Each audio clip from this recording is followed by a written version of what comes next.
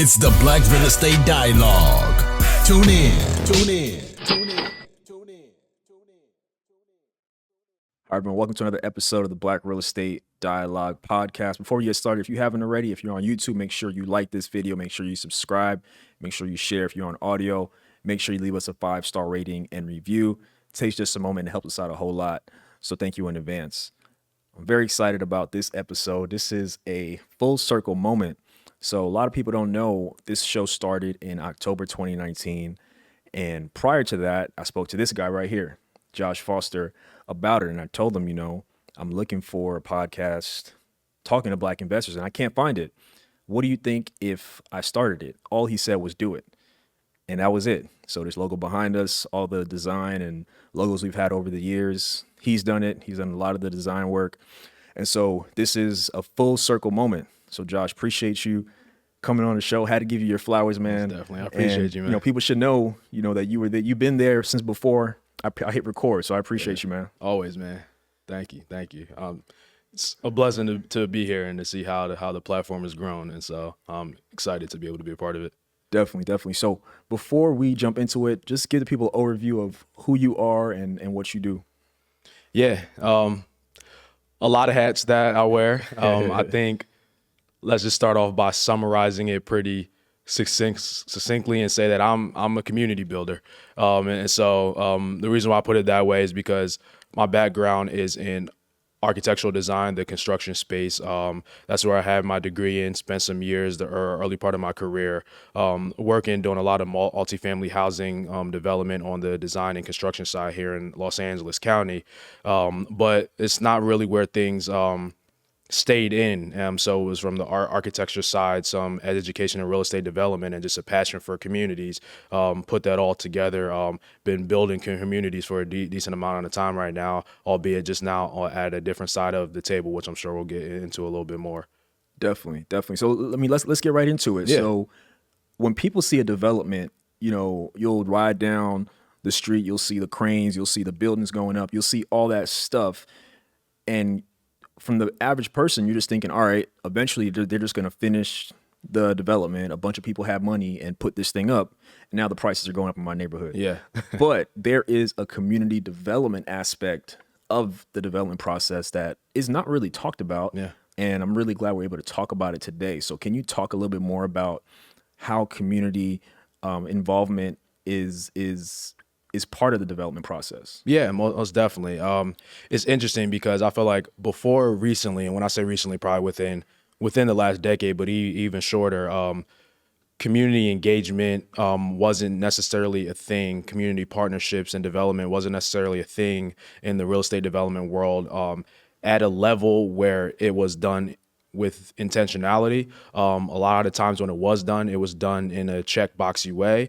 And so the reason why I point that out is because we're starting to see a shift, albeit a slow shift, a shift in the space of realizing that if developments are supposedly supposed to be done in the right way, in an equitable way, it needs to start from the community, whether or not that building itself is quote unquote for the community. And so what that really looks like is being able to find the people and the places and the spaces that actually make a community what it is. So if a development project is going to go in a certain neighborhood, I truly believe that it is the responsibility of the developer to be able to understand who the community is, so that the building and the spaces that they're putting in that community isn't something that's going to detract from what's already there. Not everyone can own that big 30-story tower or that new real estate gem that pops up on the side of a corner in a neighborhood. But if it's built in the right way and the developers that do own it are working with the community, then there could be resources that are leveraged from that to be able to help the people that are there already. And that's kind of that gray line and that tension line of gentrification versus revitalization. But that's a little bit of a gist of the philosophy behind that. Got you. That's very, very interesting. So if I'm a developer, I'm not a developer, but let's pretend I am. Yeah, not yet.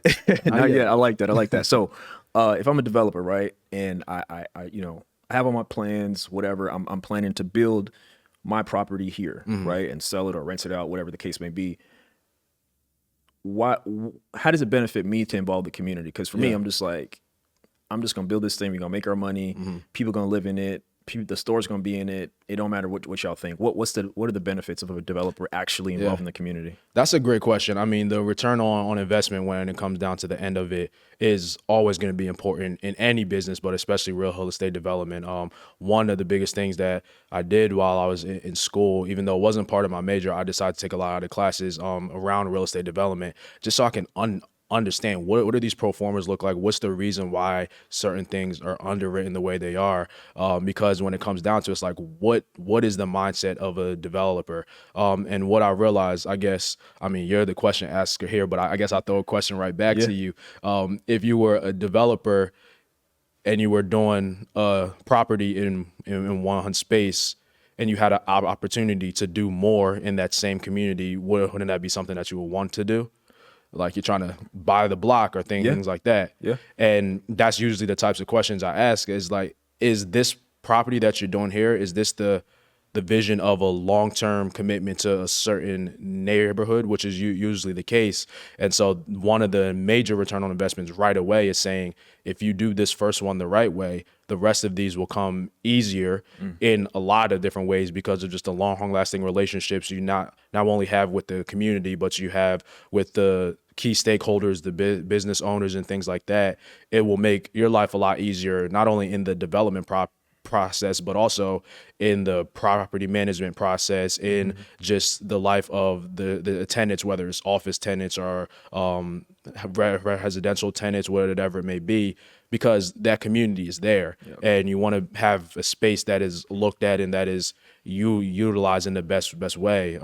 So part of it is that. Another part of it too is, I mean, frankly, we're in a day and age, for better or for worse, people really want to look good in the media. And there's nothing worse than a developer coming and putting in a property and every single person around that space hates them, hates the developer, hates the property because they just went in and just plopped it in with absolutely no commitment to being able to speak with the community.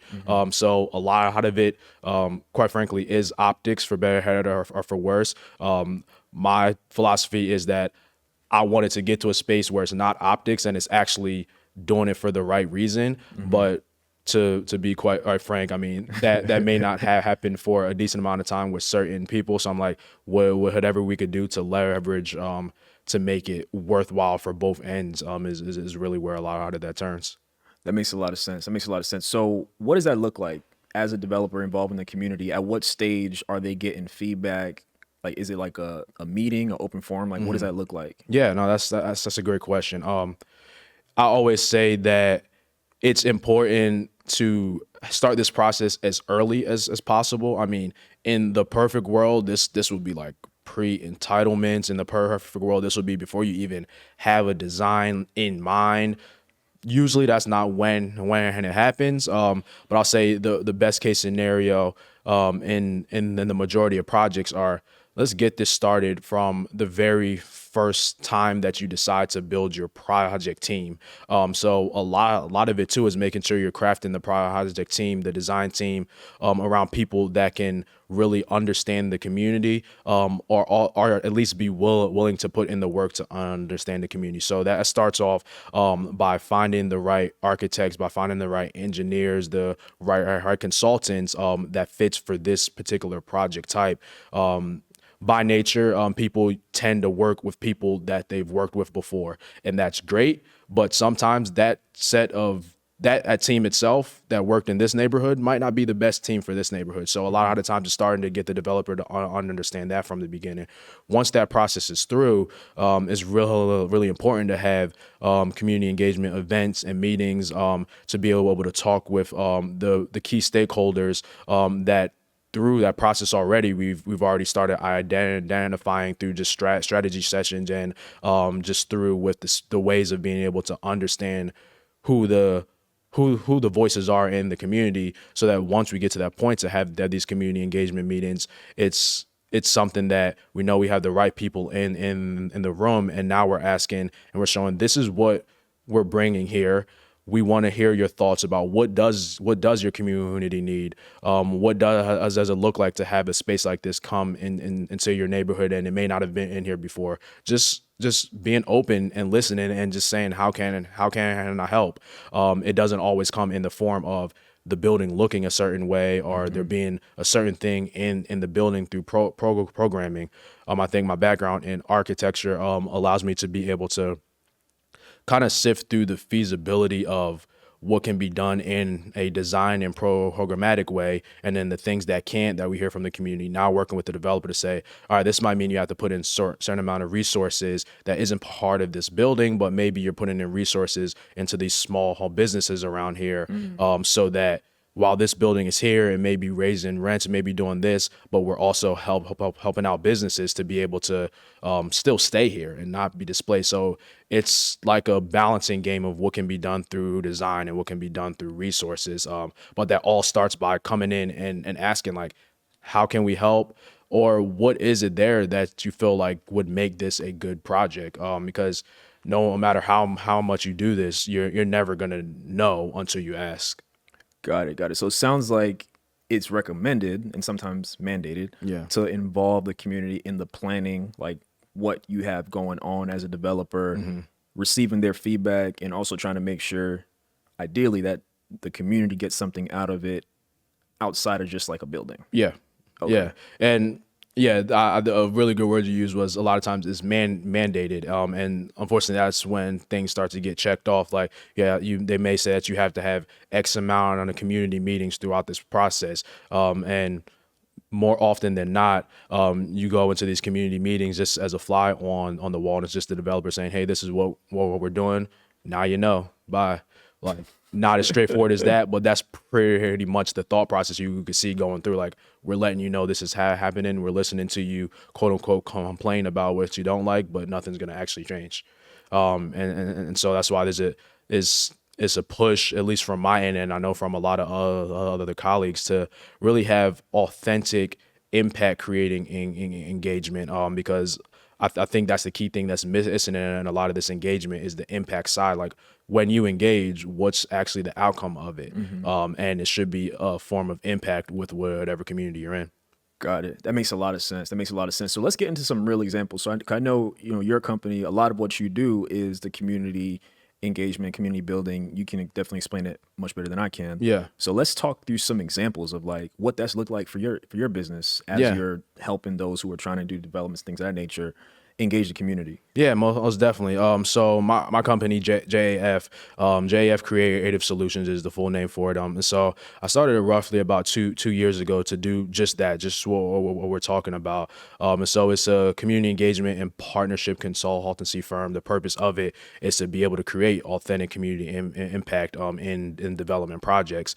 And so it really reaches a whole gambit of building typologies. While my architecture and construction experience was mainly in the multifamily space, where the work I do now, a lot of it is outside of that. So there's straight on community centers that we do. That's easy in the sense of, obviously it's a community center, so we have to have the community involved. It's not too much of a sell that we have to do with the developers to show that. There's things, of course, there's multifamily, there's office spaces, there's things like that. But then also another part of it is working with nonprofits that don't understand the development world and trying to help them get through the process of using their impact through their nonprofits and putting that into development to continue to create wealth.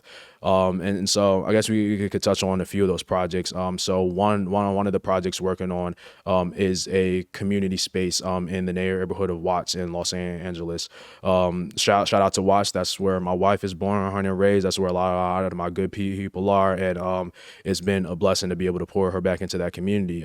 In this building that we're working on, it's been a pretty unique process working with an absolutely amazing team. Not often do you get to work with developers that like genuinely and truly do care, and they put their money where their mouth is when it comes to saying, this is what we think is needed for this community to be able to have them have the resources before we even get this project built. And it's just like let's do it. And so that's Prime Store Development Company we're working with right now, and they're absolutely doing an amazing job. So I've partnered with Designing in Color, which is a business that was founded by a good friend of mine, Chris Locke, and we're leading the community engagement process throughout this building. So this space is going to be a very, very large community center, a large park over an acre or so. And this is one of those, I guess, case study grounds where you can actually look and see what does it look like to have community engagement and prepare people to be able to best utilize a space that's going to be built. The reason why I say that is because the community events, and that's just what they are, they're community events and not community meetings that as we've had for this process, is focused around resources for the community to be able to be prepared to best utilize this community center that's going to be popping up. So we've had events that's focused around small business resources, where we pay business vendors to come share their businesses, and we have different organizations that talk about taxes, that talk about law, that talk about all the things you need to run a business for the community to be able to come in and learn more about it. We have free food, we have music, things like that. And then we also have a booth that shows where the design is for people to be able to share their opinions about it. And I think purposely saying that part last, I think is really important in this process, because at the end of the day, that building, that design won't mean a thing if the community isn't able to utilize it in the best way. So this community center, through a lot of design meetings and things like that we've had with the community, is going to have spaces for education. It's going to have spaces for businesses. It's going to have spaces for music and podcasting and things like that. It's recreational spaces to be able to do sports and things like that. But a lot of times you see things come into a community and either they don't know about it or they're not prepared to be able to use it in the best way. So being able to have these different type of events beforehand is in ensuring that once it is built, we can just hit the ground running with being able to provide the right resources in it. And it's a really amazing place to be able to do that. And a lot of it is because connecting with other or organizations that are already doing work in that neighborhood and just tapping into the resources that they have to continue to build it on. What was unique about that is we started a action team. So it's the Watts action team for that. And so basically what that is community members that are already there getting paid a stipend to be able to work with us to be in the community, which they're all already in, to really be the ears on the ground. Because as much as this is what I do, this is my passion, this is my business, I wasn't born and raised in Watts. Even if I was and I moved away, there's still a disconnect. So why not have people that are currently there to be able to help us through the process, to be able to hear things and know things that will just go over our head. And so that's been a unique process. And then, of course, connecting with organizations like Think Watts with my guy Sticks, like Sister of Watts, just a lot of different orgs, Build Plus, that's been just great. And so that's just a way that we've been able to tap into what's already in that space to try to help bring something out of it. Got you. I love that. So it sounds, so your company basically helps the developers create a plan and, pulling these events together, pulling these stakeholders together so that it's part of the process, right? And I think the interesting thing you mentioned is, on one hand, it could be like, I'm just checking off a box and involving you all. But I think one thing I want people to recognize is that it's not just checking the box, but also this space is coming. We want it to be used. Yeah. So let's acclimate people to how it can be used, get their feedback so that when it's here, it's actually used. Exactly. And you know what I'm saying? And it's actually used and it can actually generate income and I'm sure jobs and all type of things for the community. But in order for that to happen, people have to use it. Yeah, exactly. It's like if someone gave you the keys to a Lamborghini, but you've never driven before, like, what are you going to do with this? It's just going to be sitting inside your garage. It's going to be sitting on the street. You have to prepare to be able to drive a car. And so I think that's one of the ways we try to look at it. And that's just a really perfect example of community engagement done right for a project that is specifically about community engagement. I mean, there's other there's other ways. So there's community engagement in that sense, but there's also community engagement in terms of like maximizing impact for organizations that already are doing great thing through real estate development. If we have time, I could touch on a project we're doing that with. Yeah, let's do it. Okay. Let's touch on it. Yeah, so that one there. So we're working with an amazing organization based out of West Adams called Amazing Grace Conservatory. So they're a theatrical training program for youth, founded by Wendy Raquel Robinson. You all may know her as Tasha Mack, or in different ages, depending on the age range, from the Steve Harvey Show. Regina but King. exactly. But she is an amazing person that I met through her sister, Jackie. Met at, ironically, a community event that was happening in West Adams, which is another key thing too, to bring up. This work isn't just done when buildings and projects are happening. You have to just be out in the community. You just have to be out there, even when something isn't going on, to be able to make those connections. And that's kind of how this happened. This project happened because of the electric slide that was happening during a block party. Just out there dancing, happened to be Dan Henson next to Miss Jackie. We started talking, and they're nonprofit. They own a building over in West Adams. Wow. It needs a lot of work, but with what they have and what they do and the amount of just children that's going through that program and that's doing amazing things, their alumni touches all forms of Issa Rae and a lot of other big names that started through that organization, and they've done this with not as much resources as a lot of other organizations have. And so they've had access to potential funding and have been trying to find someone to help them build a project, but just no one was willing to put in the effort, because usually you don't want to put in effort into something if you're not guaranteed it to be a full multi-million-dollar project. But it was a blessing that we were able to talk and saw all the need there. And it's all about the network that I have that's willing to do just great work. And so the biggest thing about being a community builder is the follow-up game. And I think the follow-up game is the biggest thing that you could possibly have, because you could say a lot of things. People aren't going to trust you unless you follow up on it. And so I was like, hey, I'll figure something out between now and next week, and I'll let you know if we can make this work. My first call I made was to my guy, a fellow Philly brother, Kevin Sherrod, who's doing work out here in Los Angeles. Absolutely amazing work. Also, go Birds. I know we lost in the Super Bowl, but we still love y'all. Jay Handler Hurts, that guy, but we got to get it here the next year. That was a good game, man. I hadn't watched football in like over 2 years. I was glued to the TV. Yeah, that game was crazy. I didn't have a dog in the fight, but that was a good game. It's a great Sad game. It had to end that way. Great game, but there's still Philly people out here doing great things. Like I said, me and my guy Kevin Sherrod. So I called him up. I was like, "Yo, let's make this work. This is an amazing project, and we can really make this happen." And so throughout this process, he works at Gensler, which is one of, if not the largest architecture firms globally. Wow. But he has a really just great heart for the community, and everything that he does, he's able to leverage the name of that company and the resources to be able to pour back into the community. So connected with him, and we just started working on a plan to figure out how to make this project work. I started crafting the project team, working alongside of him, working alongside of Hernan at Griffin Structures.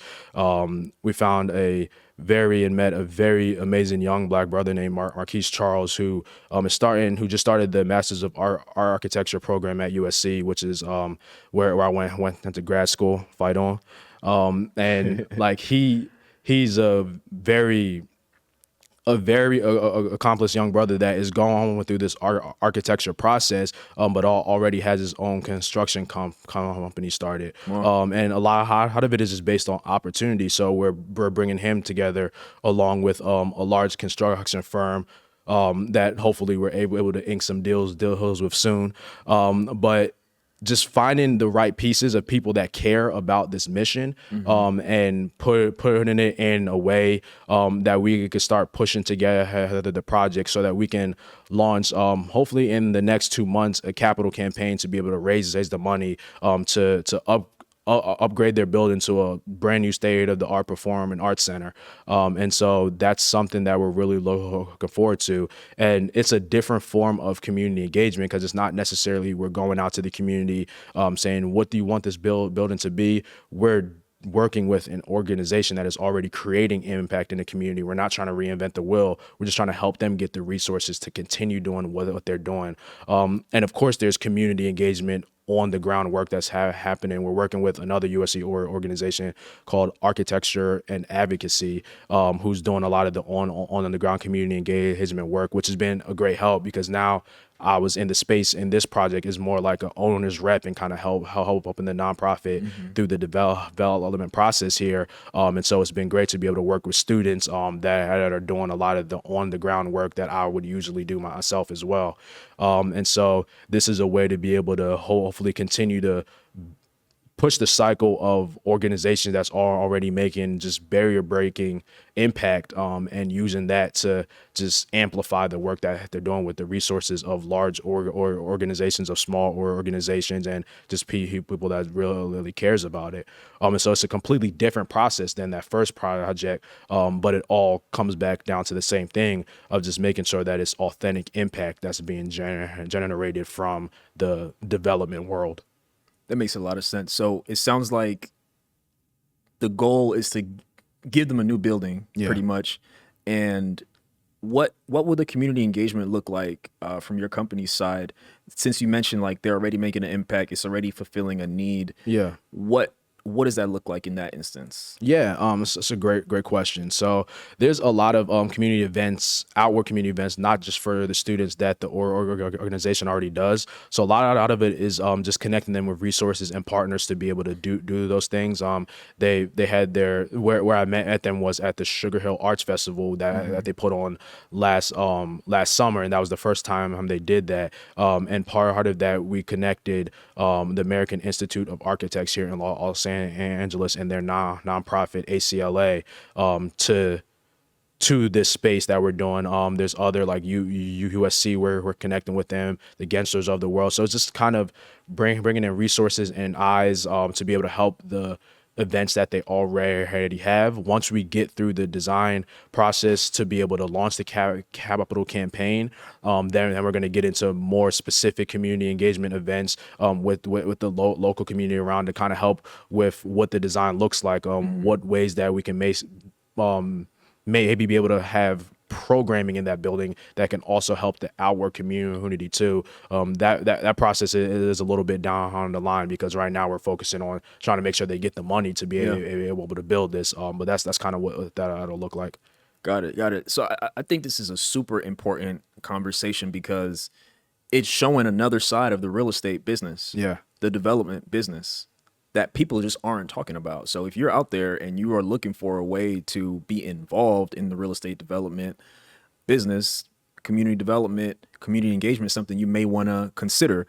And, we got an example right here of how you can do that and still be part of impacting communities, not necessarily by being a landlord. There's different ways you can do it. There's different ways you can get into the business. So I'm really appreciative that we're having this very important conversation. Most definitely. So I have another question. So can a community shut down development? So like, let's say you're at one of these meetings, right? Yeah. Everybody is against the development. Nobody wants this building or this structure to go up. Is it ever possible for the community pushback to cancel all the plans? Most definitely.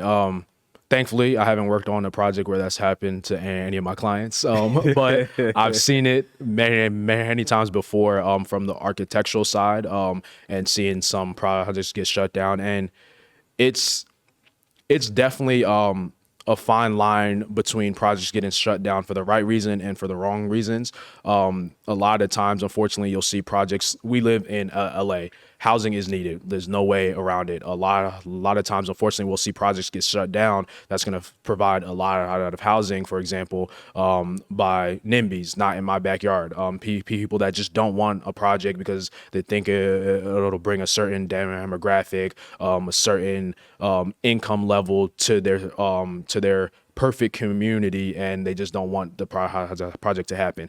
There's reasons and things that happen. The way those things happen is because their voices are loud. They put together a lot of organizing behind it. They put pressure on city council. They put pressure on a lot of different political aspects. And at the end of the day, every project has to be approved by whatever jurisdiction it needs to be approved by. And I mean, a lot of it, for better or for worse, is a political game. If you get in the right ears and you're loud enough, they just don't want no beef, and so they're like, you know what, we're just not gonna let this project go through. That's a really basic way of putting it. There's a lot that goes into it, but that's a lot of the reasons why it happened. But there's another end of it where I think communities really do need to be empowered to be able to know that they do have a voice, so that a project just doesn't come in their neighborhood, not necessarily in the sense that we just don't want it because we have no skin in the game in it, because not everyone is going to be able to own in a certain neighborhood. That's just the nature of it. Hopefully at some point that changes who the people are that are owning it. But at the very least, if your community isn't the one owning this building that's coming into this space, being able to be empowered to show up at these city council meetings, to show up at these community events and make your voice heard, that if you want this project to go through in a smooth way, you need to connect with us so we can try how to figure out the best way to make this worth both of our while. Like, we need to figure out a way that what you're bringing in can leverage and help and combat displacement, that can combat gentrification. Because when something new comes in, people are going to want to come there, and that's just the nature of it. But we need to do it in a way that everyone has a chance to be able to stay where they are, or come in and do it in the right way. And so it's just a matter of really just being able to organize together and organize in the right way, so that your voices are heard, but do it in a way that's not combative, but in a way that's you're just making it known that to be here, you have to know that we're here, and you have to know that we want to work alongside of you for the betterment of this entire neighborhood. Definitely. So we've talked about, what the community involvement can look like, which I think is great. Mm-hmm. And where I live, there's plenty of development going on. I have no idea how to find out about if there's a meeting, if there's an event. Like, how do people know that this stuff is going on? Because, in cities all across America, there's development going on. And if I'm hearing this episode and I want to be involved now, I want to have a voice or a seat at the table, whatever you want to call it, how do I do that? Yeah, no, that's a very, very, very great question. Part of it, one, is keeping your eyes and ears open. Nowadays, I mean, the best way for anything is social media. Social media, whether it be through reading the newspaper digitally, whether it be through Instagram, things like that. Start to follow pages and start to follow different media that talks a lot about development. There's one out here owned by a good brother of ours, Matthew Gates, in the building, LA. They do a great job at really being able to talk about a lot of the things that's happening in the South LA neighborhood. Urbanized LA is a good website to follow. Every day, I have my inbox flooded with things that come from them that just talks about different developments. So starting to see things through there, being connected with the local political realm of where you are, your council members, being connected. If you live in places that have HOAs, being connected with them as well. Most things that have happened don't go past them without hearing it. And so just figuring out those people that already have their ear to the ground. But all of the websites for the council district that you live in, things like that, you can sign up for their mailing list, and just kind of being aware about the potential things that might be popping up in your space, but even not really necessarily just your neighborhood. You could see something that's happening a couple neighborhoods away, and you can start to realize that it's getting closer to here now. We might need to start preparing for something that's going to be heading our way soon. But those are a few ways that come top of mind for me. Got it. So it sounds like getting involved and knowing what's happening politically, locally, and then also if there's publications or social media pages covering real estate news, development news, neighborhood news. Yeah. Like those are some places where it's a greater opportunity to find out about these meetings or different type of developments. Yeah, most definitely. Got you. Sounds good. So you mentioned NIMBY, not in my backyard. I Yeah. don't want to gloss over that. So, there is a housing crisis and shortage in a lot of cities across Most the definitely. country, LA included, right? Yeah. But almost anyone who's watching this can probably relate if you live in a city. Mm-hmm. And a lot of proposed developments are being shot down for a number of reasons, but Yeah. many people don't want added density near where they live. So if I live in a neighborhood of only single family homes and there's a proposal to add, let's say, an 8-unit building at the corner where there's empty land, or as an example, it's like, no, I don't want all these people near me. I don't want all this stuff. So how do we respond to those who are saying not in my backyard? How do we progress and add more housing if that is the mentality of a lot of people? Man, you asking the tough questions. Hey, I mean, hey. yeah, I love it. I love it. I mean, everything. Again, I'll use this phrase a lot, for better or for worse, because there's always two sides to every story. But for better or for worse, that comes in the real estate development world, especially around housing. Of course, boils down to money, but a lot of times boil down to the politics of the area. Not touching too much on that side is just like that's not my field, and that's nothing that I dive too much into an expertise of.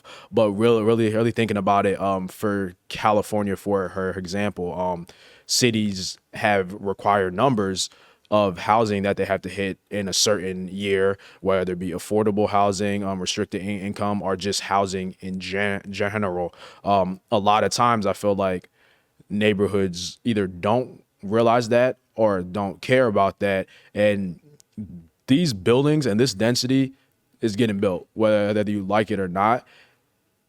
It's the matter of the developers that are doing it, if they're doing it in the right way, that is trying to just make sure that it's not just, like you said, and I get it. If you're in a single family neighborhood, you don't want a 10-story tower popping up at the corner. Beyond density, that's just like, it just doesn't look right. It just doesn't make sense for that neighborhood. So that's in Brooklyn. Yeah, right. Yeah, don't even get me started about Northeast real estate man. development, man. but yeah, I love it. I love it. But there's definitely a lot of interesting case studies we could talk about that. But specifically out here, it's interesting because. Okay, so for example, I'm working on a project right now. Won't name no names or nothing, because I mean it's a little heated in what's going on with it. But I'm working on a project. It's a multifamily development. There's going to be some affordable, and it's in a space pretty similar to kind of the picture you're painting, that's near a single family residential neighborhood. It's not right in the middle of it, but it's close enough that the people that are living in the single family neighborhood absolutely don't want that project there.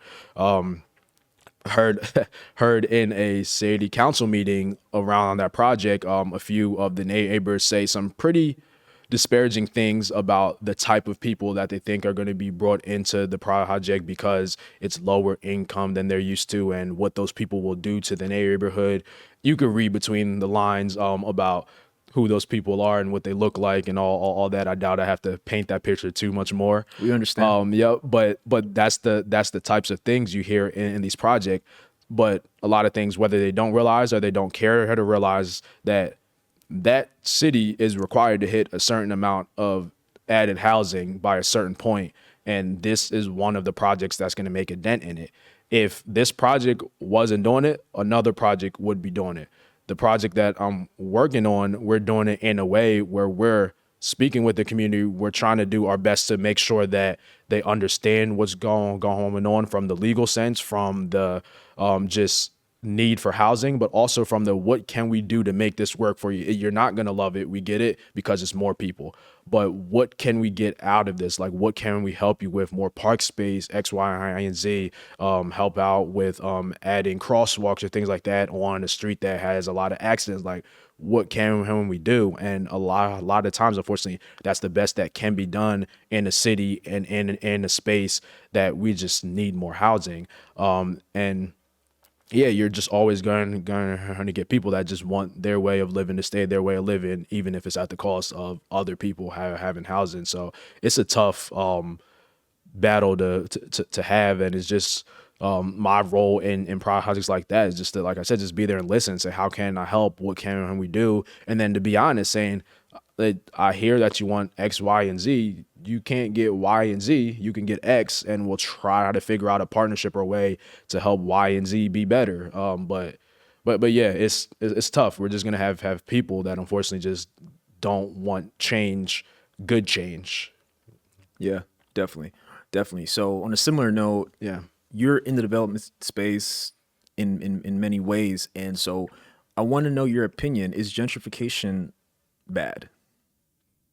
Gentrification in the connotation that it usually is read is bad, yes. So which is why I say the good gentrification, I use the word revitalization, because it's hard to say, yeah, there's some good gentrification, there's some bad, because once you hear the word, you're usually just already turned off. So in that sense, yes, gentrification is bad.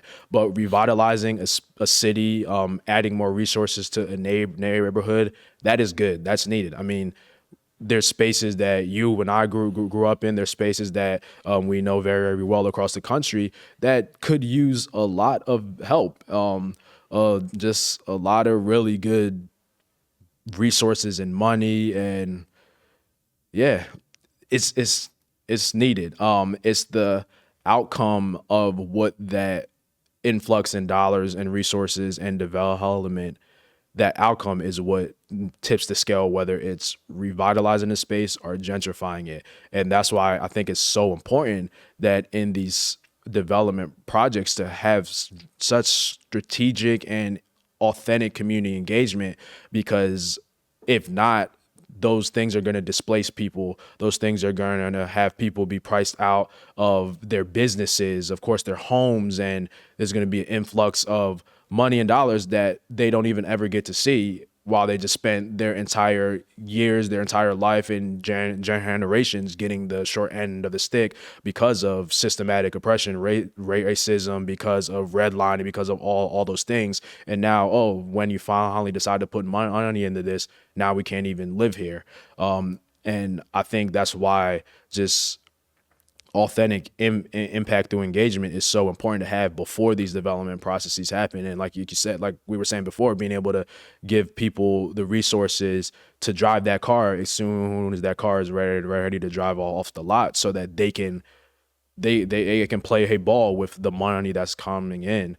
So it's a fine line, and it's something that can't be solved simply with development. It goes to just the entire economic development side of things, not just real estate development. Gotcha. Is there a balance between, or can there be a balance between people feeling like they're being pushed out and the profitability of a project? A developer being able to make money on a project. What are your thoughts on that? Because I know sometimes there's like a certain portion of affordable housing set aside within a building, and a lot of people feel like it's never enough. Yeah. And is there another side to it?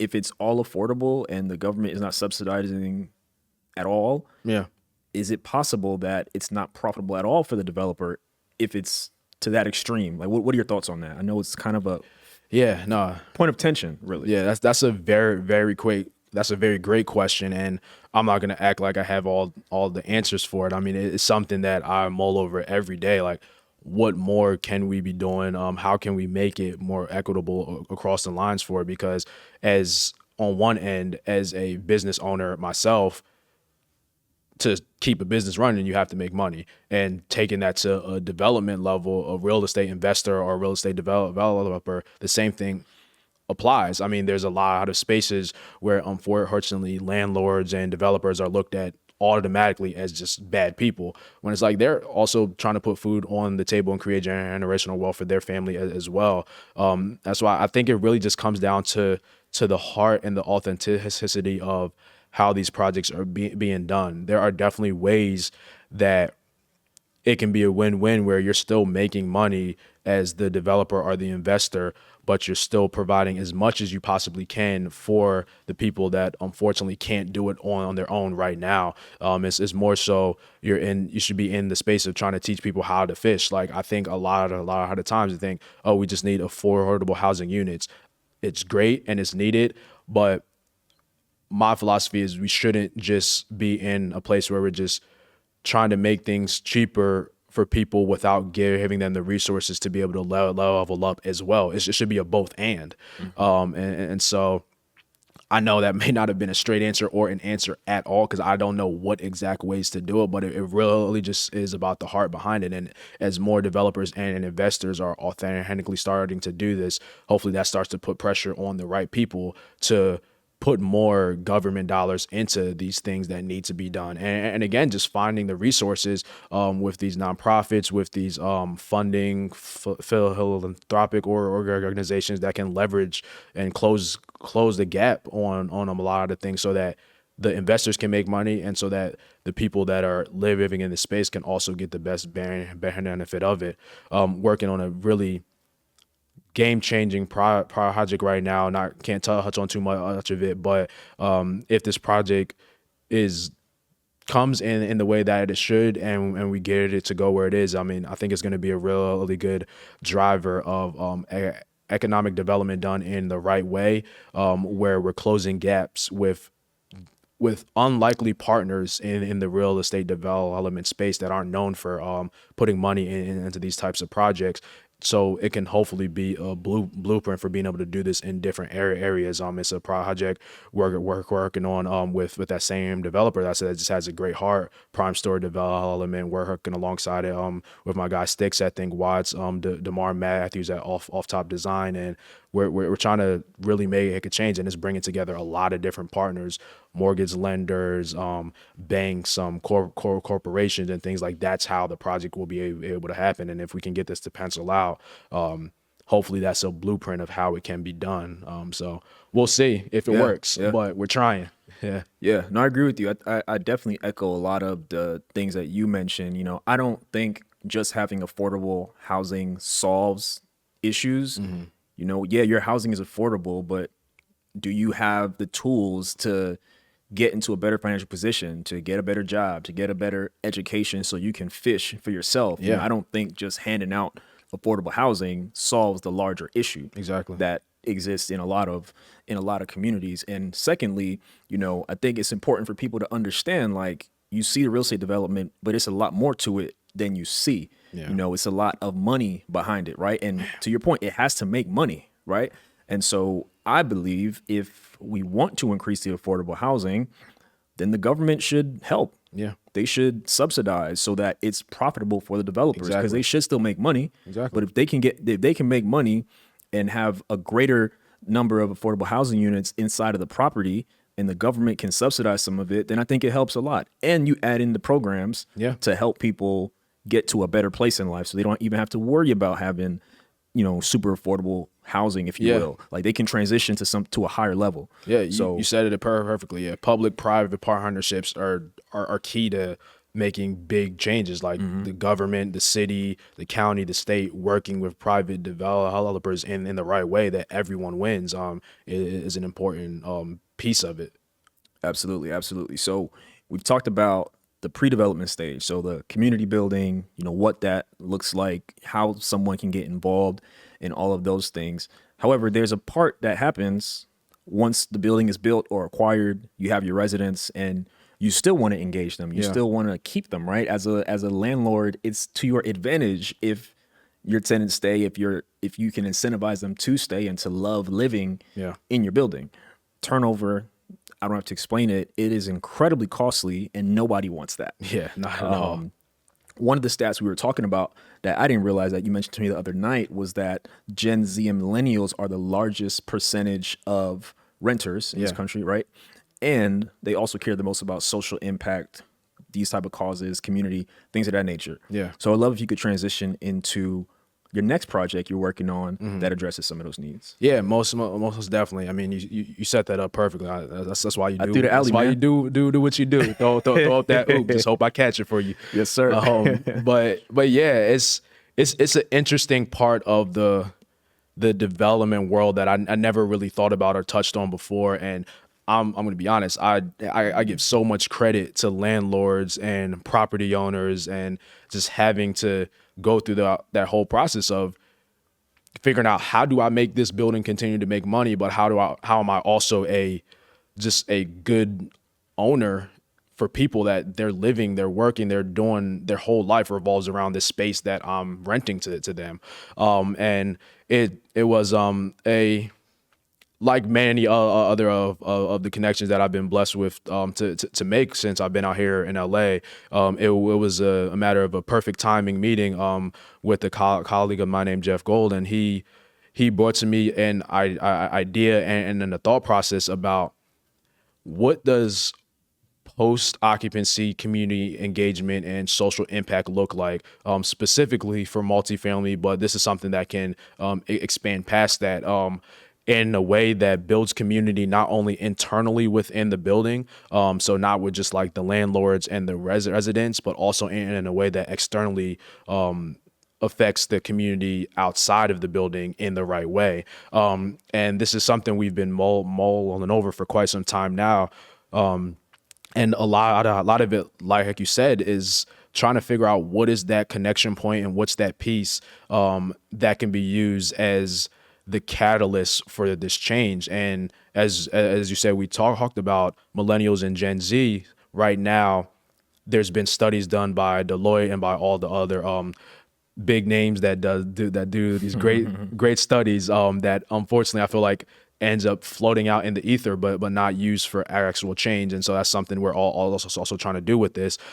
Is social impact is something that the surveys are saying that these generations that are coming up that are renting like truly care about. That's something that they want to figure out how to put their money into, how to put their volunteer time into, how they can integrate that with their daily life. And so we're working on the thesis of using social change as the driver to be able to help not only retention and community building within a residential property, but also how that can outwardly affect the community to build wealth in neighborhoods that may not have the access in general. And so a lot of that, the space we're at right now is trying to really dive into the psychology between the landlord and renter relationship, which is something that is really, really interesting that we've been studying and realizing what does that look like? What are the things that make renters want to live in a certain building? What's the thing that will make the rent that we're paying feel a little bit less like is just draining out of our pockets, but also going into a good cause? And as we're doing that, as we're going through this data, as we're starting to try to realize what this psychology looks like, we're working on building multiple ways. We're looking on building a set of data that goes from just being like static demographic cold data to bringing that to more localized dynamic community impact solutions that you can extract from these demographic data. A lot of the times as a developer, when you start to think about doing a project in a certain area, you're going to look and you're going to start to figure out what's the data in this neighborhood. You get a tapestry report that starts to talk about here's the numbers, here's the percentages, here's X, Y, and Z. A lot of times it ends at that because it's just the numbers that you need to underwrite the project to make sure that it pencils out. That's great for getting the project built, but that doesn't necessarily do anything when it's occupied. And so we're trying to figure out how to tie those things together. And so Jeff came to me with an idea he had on a company called Transparent Impact that does just that. He sold me on the idea like that.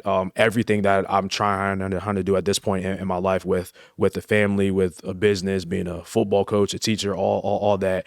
Adding more things is always something that may make my wife flinch at home.